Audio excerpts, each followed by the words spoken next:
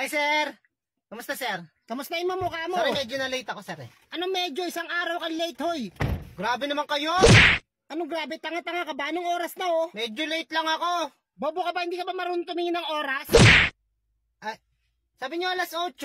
Alas 8 ng gabi, hindi umaga, bobo. Sorry, sir. Nahirap sa'yo, tatanga-tanga kayo, tatanggalin ako sa trabaho, eh. Pero naman, tagal ko na nagtsatsaga sa'yo. Pang 89 na late mo na yata to, eh. Ulit-ulit na lang, ang hirap mong kausap. Oo na, may dahilan ka naman. Ano kasi yung text niyo eh, para hindi ko, nahihilo ako nun nung Nahihilo, pag sinuntok kita, lalo ka mahihilo talaga. Sabihin mo na to, ha, inayupak ka. Huwag naman po, sir. Marami po akong pinapakain, sir. Makainin kaya ata ng suntok. Ngayon, nagmamakaawa ka, ang hirap mong maging driver. Kayo nga po, pag nalilate po kayo, di naman ako nagagalit eh. Aba, natural boss mo ako, itatanga-tanga ka. Pagbibigyan pa ba kita? Opo, saan nag-give and take naman po, sir? Give and take? Ikaw kaya maghintay dito ng 12 hours? Ano ba reklamo mo sa akin?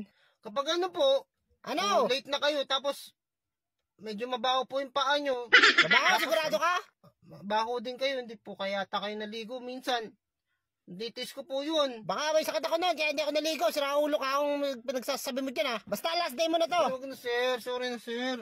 Sorry, 12 hours ka maghintay dito, hinayupak ka. May driver bang ganyan? Pero wala akong trabaho, sir eh. Wala makakain pamilya ko, sir. Problema ba yun? Pakainin mo na late. Lagi ka nga late, di ba? Late mo din sila pakainin. Lagi ka late, di ba? Maghahanap na ako ng matinong driver. Sipin mo naman, mas marami pa yung late mo sa pera mo eh. Wala na, last na hindi na kita mapapatawad. Kahit ano pa sabihin mo sa akin, hindi na kita pagbibigyan. Sira ulo ka. Sir, grabe na. Wala naman ganyan driver eh. Tingnan mo ang itsura mo. O ano naman yung mga papalusot mo, damo ka. Minsan ano lang po, may problema lang po. Problema na naman, lahat naman tayo may problema. Hindi ka naman walang problema, ano? Basta hindi na kita tatanggapin dito. Ayaw na mag-drive ka sa akin. Aansar nga ako sa pagmumukha mo eh. Hindi ko po sasabihin kay ma'am na ano. Na ano? Na hinihintay ko kayo tuwing gabi. Siyempre may trabaho ko. Naabot tayo madaling araw, hindi ko po sasabihin. Madaling araw, saan yun? Hindi ko sasabihin na ano, may babae po kayo dun sa beer house. Anong babae? Si Jenny. Ikaw, di ka na mabiro eh. Okay lang naman yung mga nalilate-late na ganyan eh. Natural lang yan. Yan. Drive ka Salamat, bukas sir.